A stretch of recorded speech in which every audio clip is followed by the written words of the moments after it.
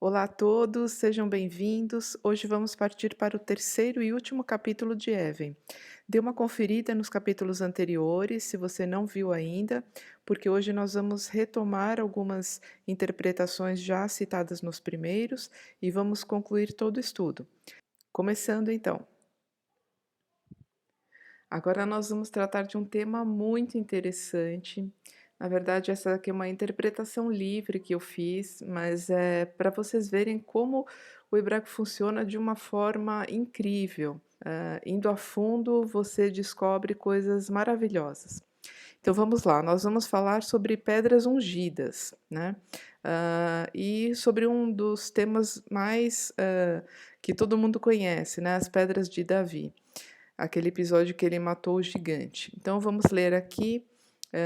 E ele, Davi, tomou seu cajado em sua mão e escolheu para si 5 pedras lisas do riacho e colocou-as numa bolsa de pastor que ele tinha, uma bolsa de viajante, e seu estilingue estava em sua mão. E ele se aproximou do filisteu. Eu coloquei aqui para vocês em hebraico essa passagem e grifei com as mesmas cores as palavras relacionadas, né? Lembrando que o hebraico é lido da direita para a esquerda, né?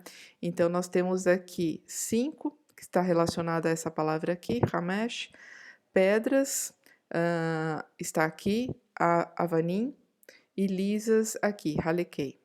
Então vamos ver agora o significado disso. Então, nós temos aqui, a princípio, 5, esse numeral 5. Por que Davi escolheu exatamente 5 pedras e essas pedras eram lisas? Será que isso é uma coisa aleatória? Será que isso quer dizer que ele apenas pegou as pedras do riacho, 5, uma quantidade que ele achou que era suficiente? 5 seriam uma para cada um dos gigantes que eram da família de Golias, como em algumas vemos em alguns estudos. Será que é só isso ou muito mais? A resposta é sempre é muito mais, né? Então vamos ver aqui. A palavra 5 em hebraico é essa daqui, hamishá, né? Ela está colocada aqui com a flexão já no masculino, né? Porque abanim, as pedras, no plural é masculino. Então esse re aqui, essa última letra, é a flexão masculina de 5, né? Hamishá. Vejam só, aqui nós temos uma palavra que é formada exatamente com as mesmas letras de Ramixá, só que as letras numa ordem diferente, né? Mesmo que você não conheça as letras, vejam o formato aqui. Olha só, aqui é a letra Het, né? Ela está aqui. Aqui nós temos o Men, ele está aqui no começo. O Shin está aqui no meio e o Re, que está aqui no final também, né? Essa palavra aqui é mishra e ela quer dizer óleo de unção. Esse óleo de unção é um óleo que aparece em Êxodo 30, 21 a 33. Aqui existe como fabricar esse óleo. E é um óleo específico que deveria ser usado no tabernáculo, né, no Mishkan, para ungir os objetos que haviam lá e também o sacerdote, né, Aharon. E olhem que interessante, é um óleo que possui 5 elementos de fabricação. Vejam como não é à toa essa coisa aqui, misturando palavras, fazendo uma interpretação aleatória, mas não é. Vejam só, o próprio óleo, que é a palavra Mishra, formada com as mesmas letras de Hamishá de 5, possui 5 elementos na sua fabricação, né? Isso daqui certamente não é algo aleatório, não é uma coincidência, porque na escritura nada é coincidência. Vocês têm visto até então que tudo é matemático, né? Adonai, cada letra da escritura tem o seu significado, nenhuma delas poderia ser diferente ou estar numa posição diferente. Então vejam como é interessante isso aqui. Vale lembrar que esse óleo, né, esse óleo da unção, é um óleo específico que seria feito apenas para o sacerdote e para os itens do tabernáculo.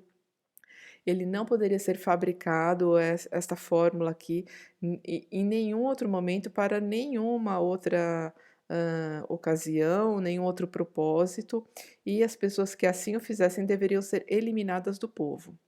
Então existe uma grande diferença entre óleo de unção e azeite, né. Muitas pessoas falam: "Ah, vamos ungir com óleo da unção". Não, isso é completamente inadequado, isso é completamente proibido pela Torá, né. Não existe ungir com óleo de unção. Óleo de unção é uma palavra específica para um óleo específico que era apenas para os itens do tabernáculo e para o sacerdote, né. O que pode ungir e o que ungia reis, outras pessoas, outras coisas, era o shêmen, o azeite, que se escreve desta forma aqui. Ele tem inclusive 2 letras iguais, ele tem o shin e o men, né, esse aqui é o nun. Tem 2 letras iguais ao óleo da unção, vejam, é metade da palavra, né, é igual. Pensem porque isso também não é aleatório. Mas é apenas o azeite puro de oliva que pode ser usado para ungir pessoas e coisas, né. Não óleo de unção. Logicamente as pessoas, eu creio que não fazem isso, né, com essa fórmula, mas, só para alertar, a gente tem aqui um óleo que é específico para esse propósito, e o que é usado hoje em dia ou em qualquer outro momento, é o azeite comum, o shêmen. E nós temos a raiz dessa palavra, né, da palavra Mishra, que são essas 3 letras aqui, as 3 primeiras letras, que a da raiz do hebraico provém todas as palavras. Então dessa raiz, né, que lemos por machar, ela também traz o verbo que é ungir, consagrar, né. Então esse verbo, de ungir, consagrar, também tem essa raiz, e daí provém a palavra Mashiach, né, que quer dizer ungido, Messias, né. O Messias é chamado de Mashiach em hebraico, né, e essa denominação dele provém exatamente dessa raiz de ungir, né, do óleo de unção. Na verdade, assim, a pessoa que era ungida com esse óleo, que era o sumo sacerdote, só ele poderia ter essa denominação, né. O Messias, ele carrega em si a unção com esse óleo especial. Nenhuma outra pessoa, né, homem natural, homem comum, reis e outros sacerdotes poderiam ter essa unção. Por isso ele é Mashiach. Então, Yeshua, nós falamos Yeshua HaMashiach, que é Yeshua o Messias, o Mashiach, né, que vem dessa palavra aqui. Então vejam isso aqui, a palavra 5, apesar de não ter uma conexão gramatical, né, de raiz, de formação com essa palavra aqui, mishra, que é o óleo de unção, né, o verbo ungir e consagrar, vejam que elas têm as mesmas letras. Certamente existe uma relação muito profunda entre elas, né, quando foram criadas dessa forma, e nós vemos inclusive que isso está representado nos 5 elementos desse óleo, né. Então vamos lembrar disso, o 5 está relacionado ao azeite, a consagrar, a ungir. Além disso, nós vamos ter mais uma coisa muito interessante aqui. Davi escolheu pedras lisas, né, halukei. Esse iud aqui, ele é a flexão do plural. A origem dessa palavra está nessas 3 primeiras letras, halak, que é a raiz da palavra, tá. Então aqui nós temos lisas, né, pedras de rio. As pedras de rio são lisas, e por quê? Porque elas são esculpidas pela água. A água vai batendo e esculpindo e formando as pedras, deixando lisas. E nós vimos aqui há pouco, né, na passagem de 1 Pedro, que ele também compara pessoas a pedras vivas. Então, como que é isso? Nós temos pedras vivas, pessoas, como pedras de rio, que são imersas no espírito da palavra, né. As pedras de rio são lisas porque elas são esculpidas pela água, e a água é uma representação da palavra divina, uma representação, da palavra, do espírito real da palavra. Então, as pessoas que são pedras vivas são como pedras de rio, elas são esculpidas pela palavra. Vejam que imagem bonita é essa, uma comparação, né, de pedras lisas como pessoas que são imersas nesse espírito da palavra, né, que são obedientes e seguem a palavra de Deus. E além disso, vejam que coisa fantástica.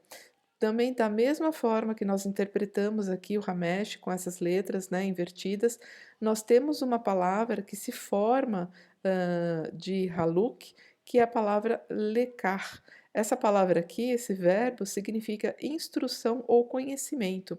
Ele é utilizado diversas vezes na Escritura e principalmente em Provérbios. Eu trouxe aqui dois exemplos dessa utilização.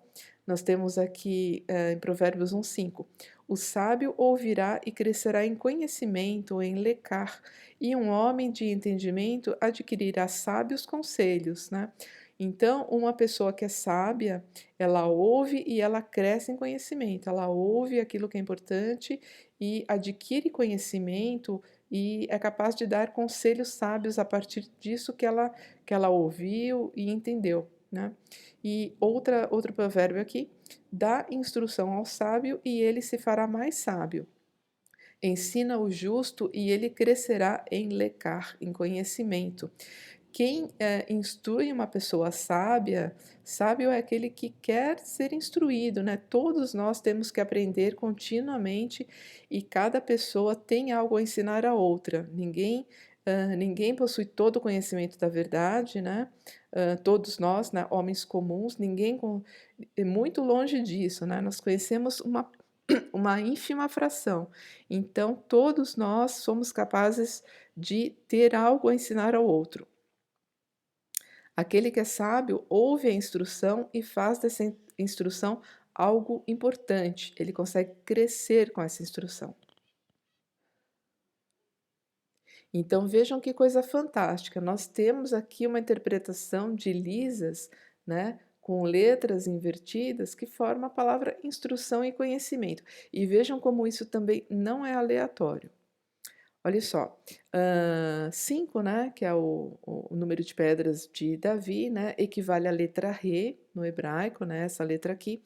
Essa é uma letra que ela está relacionada aos livros da Torá, que são 5, né, são cinco os livros da Torá, e inclusive os sábios interpretam essa passagem aqui de Davi, né, os sábios, quando eu falo sábios, são os estudiosos da Torá, as pessoas que estudam profundamente todos esses livros, né, e colocam instruções, sabedorias e entendimento para que as pessoas possam estudar aprofundadamente tudo isso que Adonai nos deu.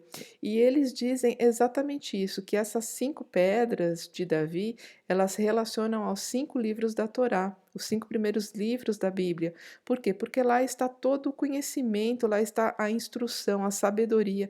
Então, Davi usou de sabedoria ao escolher 5 pedras.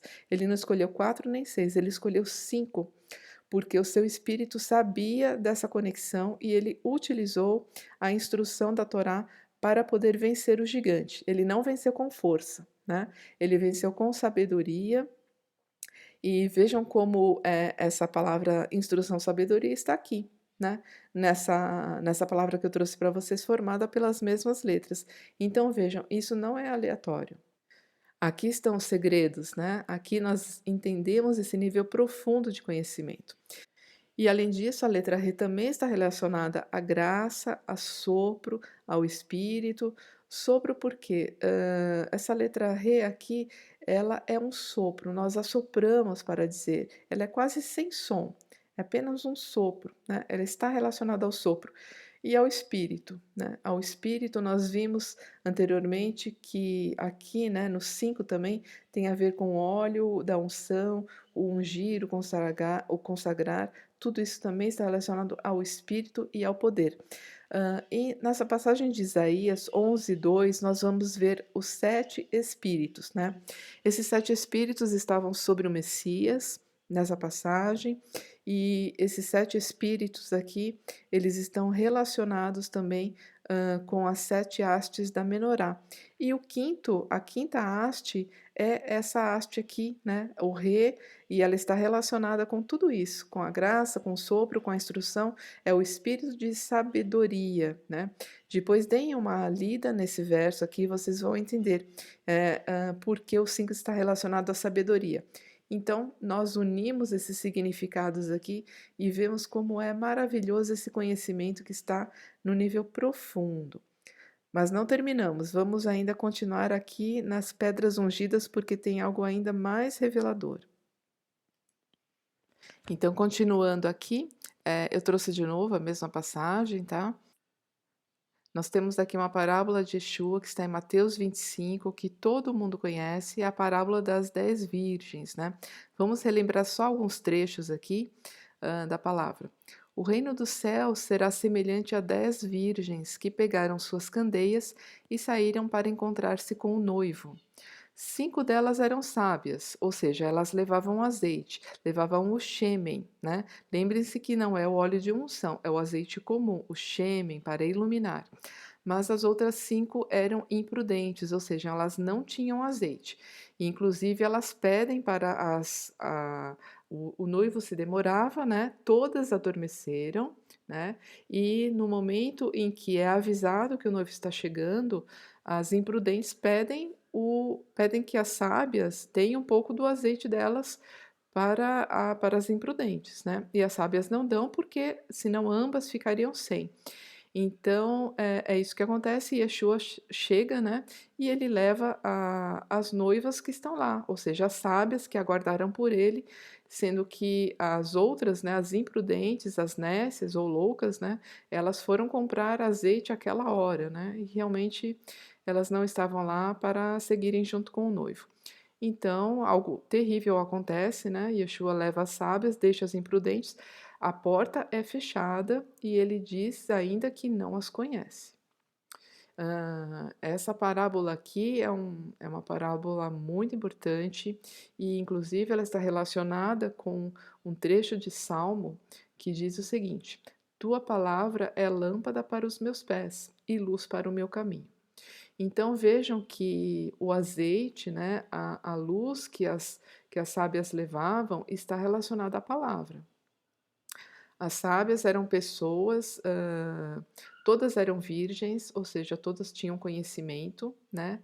Porém, 5 carregavam em si, 5 tinham em si a palavra no coração, eram sábias, levavam, caminhavam com essa luz nos seus pés, ou seja, obedeciam à instrução, né? As outras, apesar de conhecerem a palavra, não tinham a palavra consigo, né? Uma parábola muito importante, muito forte, porque assim revela que mesmo pessoas que conhecem a palavra estavam sem ela nesse momento, e isso foi terrível, porque Yeshua fechou a porta, né? A porta foi fechada, e ele diz que não conhece aquelas que não têm a palavra como luz nos seus caminhos, que não praticam a palavra diariamente, seguindo por essa palavra, né? Mas enfim, então nós vemos aqui, eu grifei algumas coisas muito importantes que estão relacionadas, né? Vocês já devem ter visto, cada cor se relaciona com as palavras aqui desse trecho de Davi. E nós vamos ter agora uma revelação muito interessante. Vejam só, Davi era pastor, né? E Yeshua, Davi é uma figura muito forte de Yeshua em toda a escritura. Inclusive, no nosso próximo vídeo, né, já vou deixar avisado aqui, nós vamos tratar sobre isso, vai ser um vídeo sobre nomes, né, eu já falei que o primeiro nome é Davi, é um nome profético lindíssimo, que está completamente associado ao Messias, né, inclusive, Yeshua muitas vezes é chamado profeticamente de meu servo Davi, né, então isso daqui é uma associação clara, límpida e, assim, muito simples de ser entendida, né. Nós vamos ver aqui também como é simples de ver isso aqui. Então Davi é uma figura de Yeshua, ambos são pastores, cuidam das ovelhas, né. Vejam que interessante, Davi escolhe as pedras lisas, né, as pedras do rio, e a gente acabou de ver que as pedras lisas, a haluk, né, ou haluquei, as lisas, é uma palavra que está diretamente associada a lecar, que é instrução. As pedras lisas são como pedras de instrução, são aquelas que carregam a instrução, carregam Torá, conhecimento divino. E olhem só, Yeshua, quem que ele escolhe, né? Como Davi escolheu as pedras lisas, e Yeshua escolhe as noivas sábias, ou seja, aquelas que carregavam o azeite, que está diretamente ligado à palavra, à instrução, a ser obediente, carregar no coração e praticar a palavra, né. Você carrega nos seus pés e a luz para o caminho, você anda na palavra, né. Então quem é sábio escolhe a instrução. E que mais? E número 5, Davi escolheu 5 pedras, né, 5 a gente viu que em hebraico Hamesh, está conectada com a palavra Mishra, que quer dizer azeite, está conectada com o espírito, né, o derramar do espírito como azeite, né. E olhe só, nessa parábola de Yeshua, quem que sobra? São as 5 noivas, justamente as que levavam azeite. Vejam como é idêntico, é totalmente correlacionado isso aqui, né. E finalmente, por último, nós temos as pedras do rio, né, que estavam mergulhadas na água, e a gente viu que a água é uma representação da palavra. E quem que são as noivas aqui? As noivas sábias que levavam azeites? Exatamente as mesmas, as noivas mergulhadas na palavra, no Espírito. São as noivas que levavam azeite, que tinham essa instrução no coração e caminhavam segundo a instrução divina. Então vejam que Davi, quando ele escolhe essas pedras, né, é como Yeshua escolhendo as suas noivas, né, escolhendo aqueles que são sábios, que entendem que existe um conhecimento, um entendimento, que a instrução deve ser lida e praticada, a instrução que nos foi dada, né, em toda a Bíblia há instrução, mas os 5 livros, né, os primeiros 5 livros, número 5, né, a Torá, os 5 primeiros livros da Bíblia, são os livros de instrução. Vejam como é importante aqui, Yeshua escolhe as 5 noivas, né, os 5 livros, o azeite puro. Então, nós temos uma passagem aqui fantástica, né, de Davi matando Golias, seguindo com sua instrução, através do Espírito, pela força do Espírito, né, o 5 está relacionado à força também, pela força do Espírito, Davi mata o gigante, o inimigo, o filisteu, e Yeshua aqui leva também as 5 noivas para suas bodas, né, as noivas mergulhadas na palavra, as noivas que eram as pedras lisas do rio.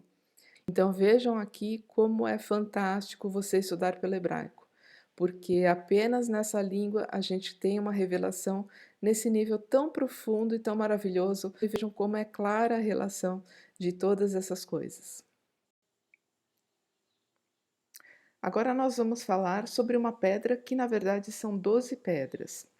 Na época do tabernáculo, do deserto, também dos templos, o sacerdote sempre teve uma vestimenta específica que foi dada por Adonai para que ele pudesse usar essa roupa sempre que ele adentrasse qualquer um desses lugares, tanto o tabernáculo quanto o templo, né? E uma das partes dessa roupa é o peitoral do julgamento, chamado de roxem. Esse peitoral é esse quadrado que vocês veem aqui, que ele usava, né, no seu peito, junto ao coração, e haviam 12 pedras preciosas aqui. Nessas pedras eram grafadas os nomes das 12 tribos de Israel, cada uma com um nome. E além disso, sobre cada um dos seus ombros, ele também usava uma pedra de ônix, e cada pedra tinha o nome de 6 dos patriarcas dessas tribos, né. Esse peitoral era quadrado, era feito de ouro, tanto essas argolas que prendem quanto esse contorno dele, onde estavam as pedras, e tudo isso você pode ver, está descrito em Êxodo 28. Esse peitoral, era usado como uma forma de comunicação também com Adonai. As letras dessas pedras, dizem os sábios, brilhavam quando alguém fazia uma pergunta, quando alguém precisava de uma palavra profética. E através do brilho das letras, o sacerdote sabia interpretar qual seria aquela resposta para a pessoa que estava perguntando. E nós vemos algo muito interessante aqui também, um paralelo que nós vamos encontrar aqui em Apocalipse, né? Isso daqui é uma instrução, é também uma coisa profética, e nós vemos aqui também de forma profética e também revelada como uma configuração da Jerusalém celestial, da cidade eterna que desce dos céus, né? Vejam só, ela também tem o formato quadrado, né? Vejam nessa ilustração, que na verdade é cúbico, né? Porque é uma coisa em 3D, então são 12.000 estádios em cada lado. A cidade será feita de ouro puro, límpido como cristal, conforme está descrito, né? Também aqui como sacerdote, né? Feito de ouro, também quadrado. O seu muro tem 12 fundamentos, sendo que são 12 pedras preciosas, né? Como temos aqui 12 pedras preciosas. Em cada um dos fundamentos está o nome de um dos apóstolos. Vejam aqui nesse muro, são 12 pedras preciosas e com nomes também, da mesma maneira que nós vemos do peitoral do sacerdote. Além disso, temos as portas nos muros, né, para adentrar a cidade, e cada uma delas é uma pérola. São 12 pérolas, uma pérola inteira por porta, e essas pérolas têm o nome das 12 tribos de Israel. Tudo isso está em Apocalipse 21, 10, 21. Então, vejam que interessante, nós temos um paralelo muito próximo aqui, né, uma coisa, um uso profético desse peitoral do sacerdote com a Nova Jerusalém, a cidade celestial, a morada dos justos, né? Após todo o milênio e a finalização das coisas deste mundo. E além disso, nós temos algo bem interessante também. Vejam só, o Roshem, né, que é a palavra que denomina esse artefato aqui, tem a mesma gematria de Mashiach, que é 358. Então, podemos entender isso da seguinte forma: da mesma maneira que o peitoral do sacerdote tinha os nomes das tribos grafados e essas letras se acendiam, elas eram uma forma de comunicação, né? Uma palavra profética. O próprio Mashiach também é a palavra profética que é trazida de Adonai para nós, né? Ele traz essa palavra, ele é a própria palavra, vejam só. Nós vemos isso aqui com o mesmo número, né? E da mesma maneira, nós enxergamos também a Jerusalém celestial que vem do céu como algo que faz parte do Mashiach, pertence a ele, né? Inclusive, nós temos um texto que está no começo de Apocalipse 21, que diz o seguinte: Vi também a cidade santa, a nova Jerusalém, que descia dos céus, da parte de Deus, adornada como uma linda noiva para seu esposo amado. Ou seja, a Jerusalém celestial, ela é como uma noiva, é a noiva que pertence ao Messias, da mesma maneira que aqui nós temos esse paralelo, né, de trazer a palavra de algo que pertence ao sacerdote, e esse sacerdote, ele também é uma representação do Messias.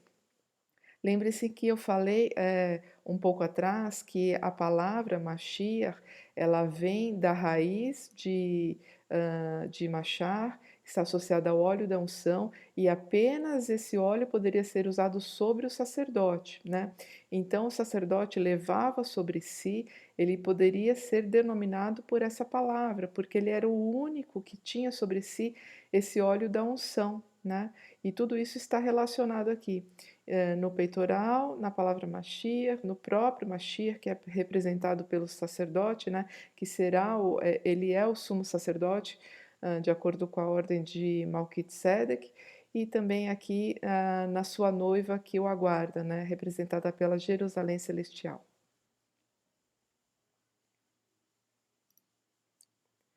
E aqui nós temos um último paralelo também muito interessante, que é o seguinte: vamos analisar a primeira e a última vez na Escritura onde ocorre a palavra Even, pedra. A primeira, ela está aqui nessa citação, quando nós falamos dos rios do Éden.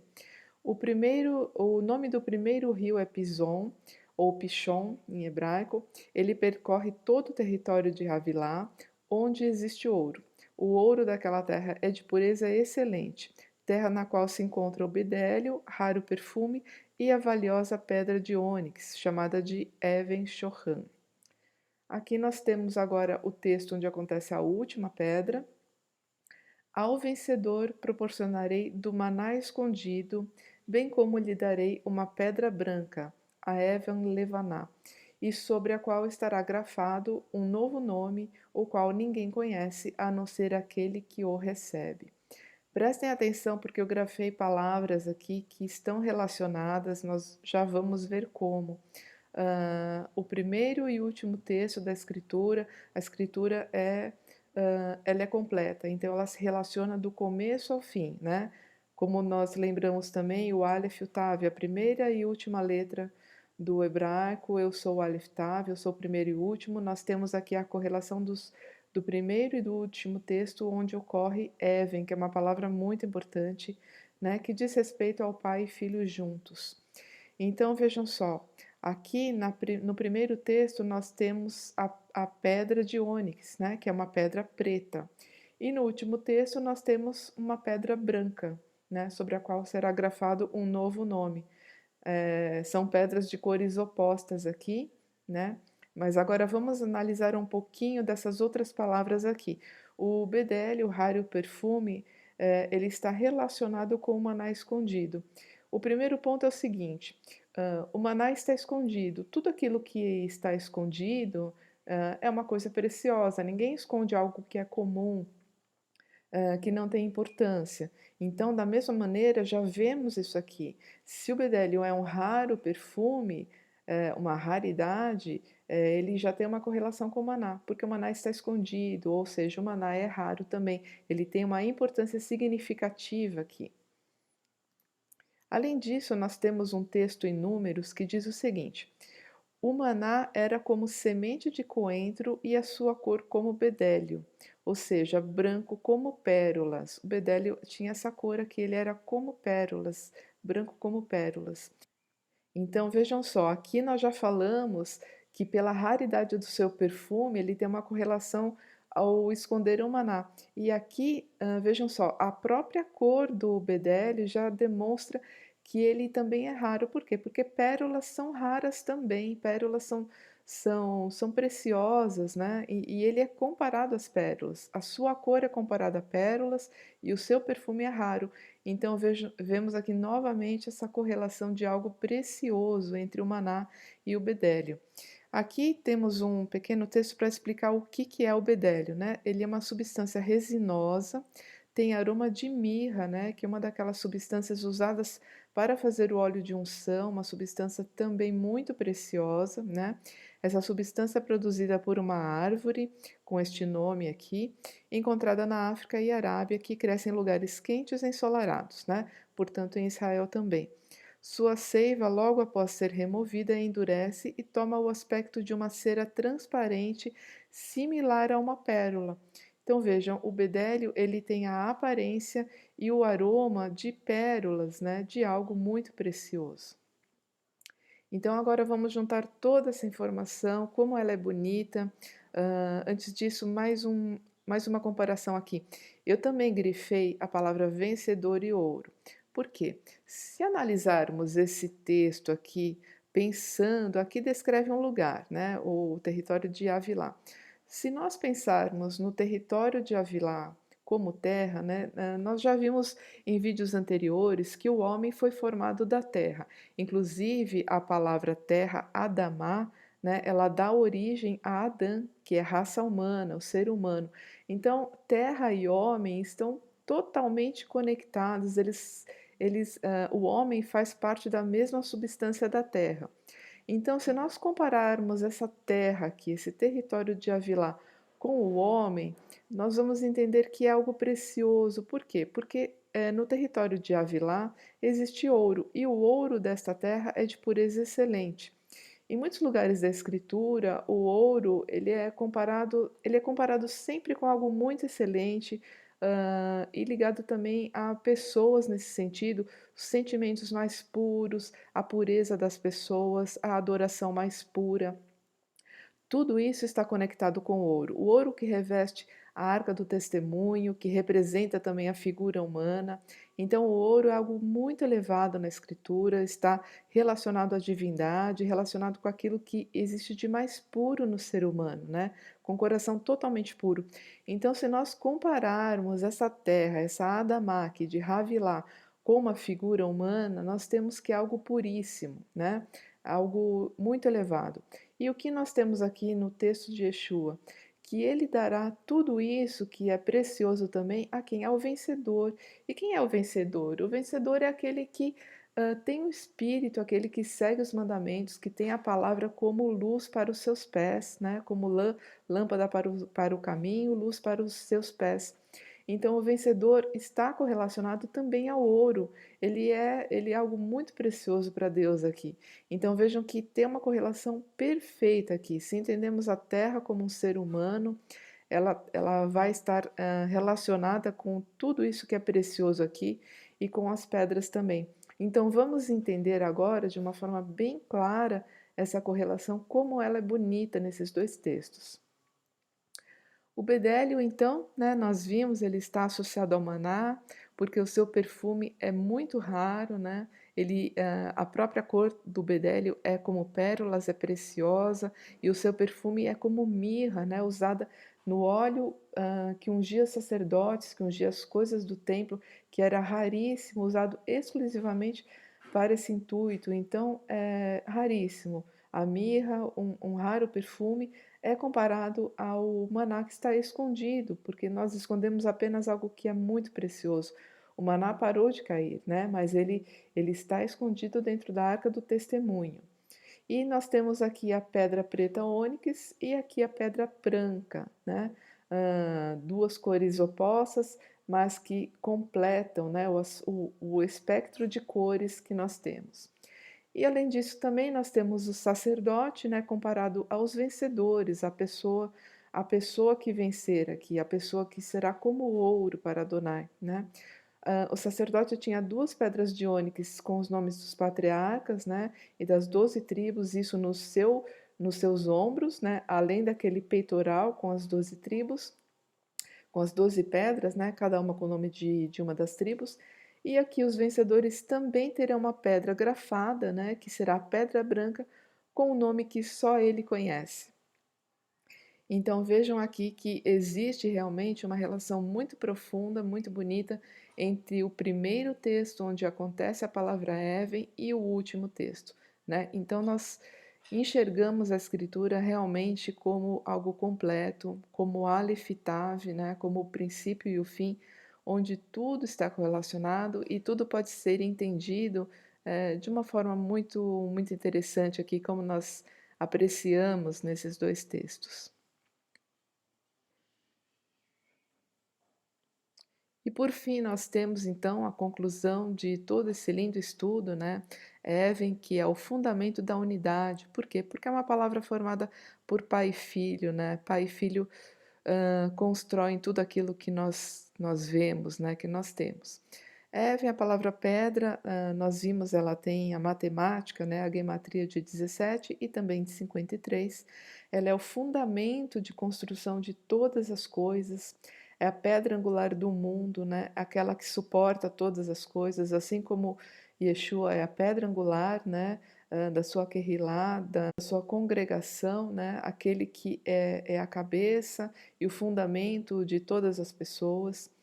Nós temos a manifestação de Ave como pai, junto com o bem filho, né? Como nós vemos aqui na união dessas letras, que são a força construtora do que é Tov, né? Que é bom, perfeito, completo, que tem mesmo a gematria de palavra pedra. E também a pedra são duas forças, né? Ela é construtora do bem, do Tov, mas ela é destruidora daquilo que é mal, né? A pedra é usada em pilares, em altares, em memoriais. Ela também foi usada como tábua para o dedo de Deus, quando ele grafou a sua palavra, né, nas tábuas do testemunho. Ela é também uma arma de destruição, pode ser para a matéria, né, fisicamente, apedrejamento, destruição daquilo que é físico e também uma destruição para o espírito. Quando? Quando ela se transforma em ídolos, né? Uma pedra que é erigida e adorada como ídolo, ela é uma destruição para o espírito. A pedra é uma representação de Yeshua, né? Que tem a gematria de 53, a mesma de pedra também.